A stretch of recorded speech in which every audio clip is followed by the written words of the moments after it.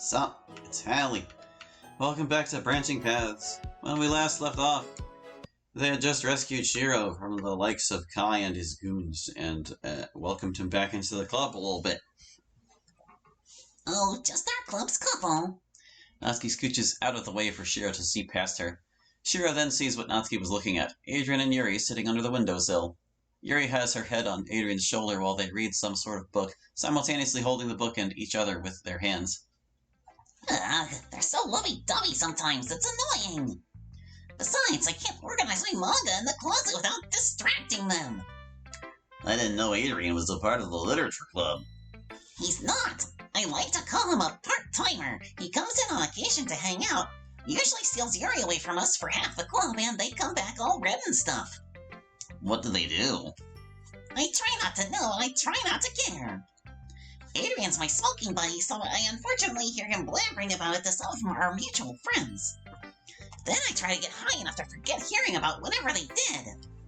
Yeesh, that bad, huh? Natsuki simply nods. Well, I appreciate their help. Yuri was great at keeping me calm, and Adrian was a lifesaver with my injuries. Yeah, they're good people and a good couple. So long as they're happy, I'm happy. I never thought someone like Yuri would end up with a guy like Adrian. Well, they're both kind of dark, shy people, so I guess I shouldn't be too surprised. I don't know. Adrian has always come across to me as kind of intense, and Yuri is usually more reserved. Not to say she doesn't have her moments. Have they been dating long? No, not really. They met last year, but they didn't start dating until over the summer. Gotcha. Well, I'm gonna do some other stuff while I wait for them to scream. I'll see you around. Just let me know if you need something. Sure thing, Natsuki. Hey, anytime. Natsuki gets up and walks to her corner. Shiro presses the ice pack against his cheek and leans back before eventually drifting off to sleep. Shiro is awakened by Monika suddenly calling everyone to attention. All right, everyone. I think we've all had enough excitement for today. I'll see you all tomorrow at the same time.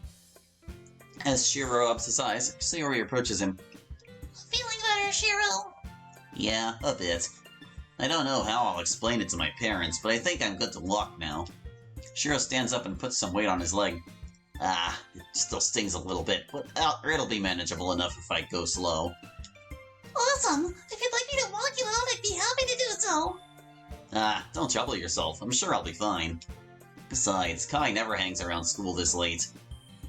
Well, true, but with him acting this way, you can't be too sure anymore. I'll be fine, Sayori, thank you. Sayori smiles as she walks over to talk to Monika about something. Off in the distance, Shiro can make out Natsuki talking to Adrian and notices Yuri coming over his way. Good afternoon, Shiro. I see you've recovered nicely. Yeah, I'm a little sore, but I think I can catch the late bus. Well, I'm glad. I hope I was satisfactory in taking care of you. I'm not usually on that side of the situation. What do you mean by that? Shiro eyes Yuri quizzically. It's not every day I have to respond to a medical emergency. Yeah, I getcha. Well, hey, I appreciate everything you and Adrian did for me. I'm in your debt. Wow, so humble. Good to see the rumors aren't quite what they've painted you out to be. Shiro smiles warmly at Yuri's compliment, and he catches Yuri returning a smile of her own. I have to get going. Will we be seeing you around? Well, Monika is letting me hang around here in case I need a sanctuary after school, 2 words, and I'm thinking I might take her up on her offer. I don't know, it's just kinda depends. Understandable. Well, I hope the next time we meet it's under more pleasant circumstances. Likewise. Yuri bows before heading back over to her desk with her bag, where she links up with Natsuki and Adrian as they head out together with Monika and Sayori. Shiro then packs up his belongings and heads out as well.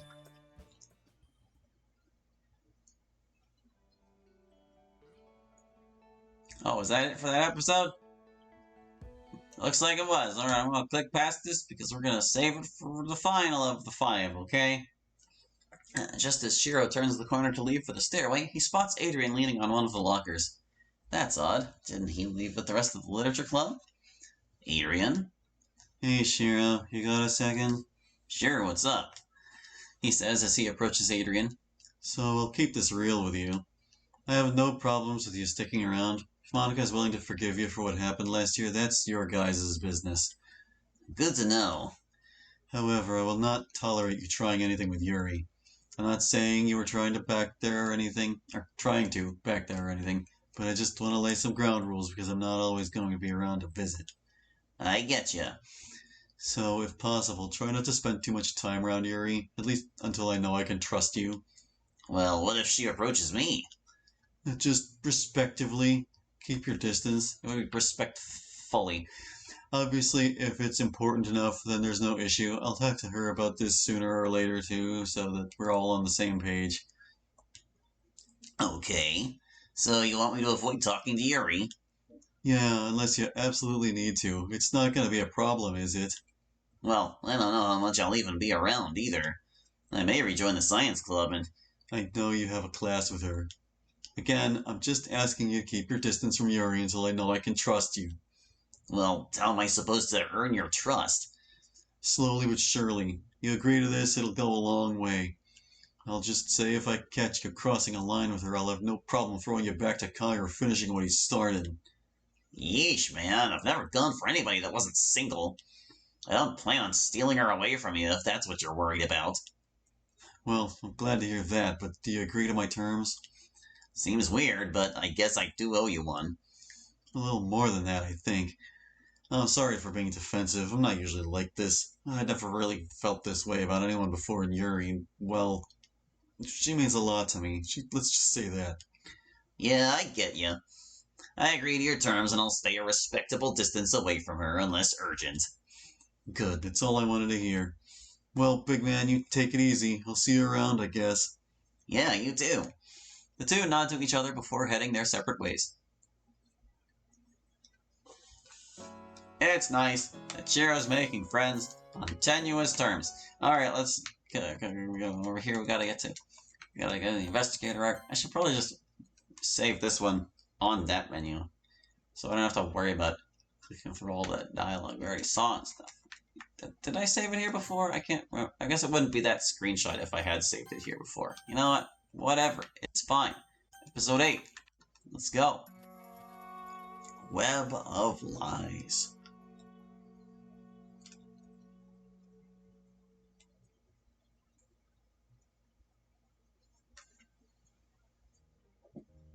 It's Monday morning at St. Salvato High, marking the beginning of a new school week. The early arrivals have begun making their way into the buildings as soon as the doors have been unlocked. While the early arrivals are often the same bunch, on occasion there are a few different faces. Some with the intention of being studious. Studious needs a U in here. They have the intention of being studios and wanting to get a head start on their day, or to just get the day over with sooner rather than later. Michael lets out a sigh as he walks through the doors. I don't know why I decided to wake up early today. I guess that's what I get for unintentionally fixing my sleep schedule. Side effects from me fighting with Mom. I think to myself sulkingly as I make my way up the stairs towards my locker. What's happened to me over the last few days has been kind of ironic. My school life has more or less quieted down, only for my home life to be hell. Mom can't stop lecturing me or giving me the stink eye over what I did to Shiro in the anime club. But sooner or later, she'll get over it. I probably need a week or two without contact from Kai to know for sure if Jeremy truly fell through on his word. Would follow through on his word? If he fell through on it, that would be like he went back against it. Then maybe Mom will finally get off my case. I wishfully think as I open my locker. As I begin organizing what I need for the day, I hear someone slowly walk by me. I carefully look over my shoulder. Is that... Sam? She turns around, a curious expression on her face. However, the expression on her face eases up once she sees me. Oh, Michael, sorry. I didn't see you there. You're good. Hope I didn't scare you. No, not at all. She says, giving me a smile. I can't help but notice something's off about her, though. She was not that pale last time I saw her. Still, I don't really want to be too forward here. I missed you yesterday in Hara's. Classic me, I end up overthinking and still end up doing the exact thing I told myself I wouldn't do. Though Sam doesn't seem to mind. Yeah, I actually ended up taking a surprise visit to the emergency room. I'm still a little woozy from all the medication they gave me, actually. Oh, damn. Mind telling me what happened? It's fine if you don't want to tell me. I'm not trying to get too nosy into your business. No, it's fine, really. I had some stomach problems. She says, her eyes briefly glancing at the floor before looking back up at me to finish her sentence. Either conversation really isn't her thing, or she's not being honest with me here. Still, it's like I just said, it's her business. She can be as honest as she wants with me. Well, I hope you're feeling better. I am. Well, better enough to come back here. Yeah. I notice in her arms she's holding several rolls of paper and art supplies. You need any help with that? I say, gesturing to the materials she's holding. Oh, no, it's fine. Really, I'm used to carrying more than this, actually. Besides, I'd rather not keep you from what you're doing. I let out a slight chuckle. I'm not doing anything important, trust me. Besides, I'd love to help you. You did say you're feeling woozy, and I'd hate for you to drop all that down the stairs or something. It's also your turn to get help from me if we want to keep the whole deja vu thing going. Oh, yeah. After all, is 2 words, I do owe you one for helping to ease my mind last week under the tree. Oh, well, I didn't mind it. She says, glancing down the hallway again, doing her best to fight back a smile. After about a minute of pondering what she wants to say next, she finally breaks the silence. Alright, fine. Thank you, Oh, it's no problem, really. she says as I take a few of the rolls and crayon boxes in my hand. So, where to? We're going to Mr. Leonardo's room in the art wing. It's on the 3rd floor. Alrighty, lead the way, I say as I shut my locker behind me with my foot and start walking with Sam. After a mostly silent trip, we reach our destination. Sam wasn't really one for conversation, but I didn't try to pry. She really seems like the kind of person who's slow to trust and would open up to me after a while. Still, I think it helps that I'm making an effort here. We lay our stuff out on one of the desks while Sam makes a few back and forth trips to one of the art racks. You got a project or something? Well, sort of. We're supposed to be putting together this portfolio of various different things for a grade. Well, for once, I've been ahead of the curve when it comes to assignments, so I've been just trying to do what I can when I feel up for it. Plus, there was some stuff that was graded that I was meant to pick up on Friday. I see. I say as I look over at one of Sam's drawings. It actually turns out to be a watercolor painting of a mountainous landscape. You must really like drawing nature. Yeah, I do, actually. It's one of my favorite things to draw. If you're looking at the painting I think you are, that's a painting of a real place. Really? Yeah, it's actually a place that holds a lot of meaning to me. How so? Sam exchanges the last art piece out of the rack and slowly walks back to me, carefully putting one foot in front of the other. It's where I met my best friend. It was our 3rd grade field trip, I believe. We went to Pine Park with the big mountain ranges near the coastline. She was in my group and, well, she picked me to be her friend, essentially. I get what you mean. Classic case of an extrovert picking out an introvert? Yeah, something like that. She says with a giggle. But man, Pine Park, haven't been to that place in a while. I went on a camping trip with my dad and some of my friends went when I was 10. Great times. Yeah, I haven't been there in a while either, but I would love to go back there someday, see the mountains and the beaches one more time. She says, longingly staring out of the window. Yeah, it's a truly enchanting place. Yeah. She says, almost somberly. It actually catches me off guard a little. I guess that place is rather emotional for her. I try to change the subject a little. I'm from Gold Lake, so I've grown up around nature my whole life. Granted, the area I'm from was sort of like here, but drive 5 minutes in any direction, you'll hit either farms or nature preserves. Oh, that's nice. I've been to Gold Lake a couple of times myself, actually. I went there 4 years ago on a retreat with my church. What if we ran into each other back then and didn't know it? That'd certainly be quite the coincidence. She says with a giggle. Yeah, it would have been. We stand there in silence for the next few minutes, both of us unsure of what to say next. So, glad to see you back. Good to be back, I guess. I hope everything's okay with you now, too. I remember it was quite the day for you the last time we spoke. So far, so good. I haven't really had any problems. That's good. I'm glad that things seem to be working out with you. For now, I'm almost used to living my life from one crisis to the next. I can say I know that feeling a little too well, I'll admit. I must admit, Sam, I never knew you lived an exciting life. Well, it's not really by choice, sadly. She says, looking out the window again. Anyways, there's really no need for us to stick around here. I have everything I need. If you want, we could walk around or something. Sure, I'd love to. Oh, well, that's good. I didn't know if you had somewhere else to be. Nah, as it turns out, my schedule has become pretty open after dealing with all that stuff. That's good to hear. Well, shall we? Without another word spoken, we head out of the room.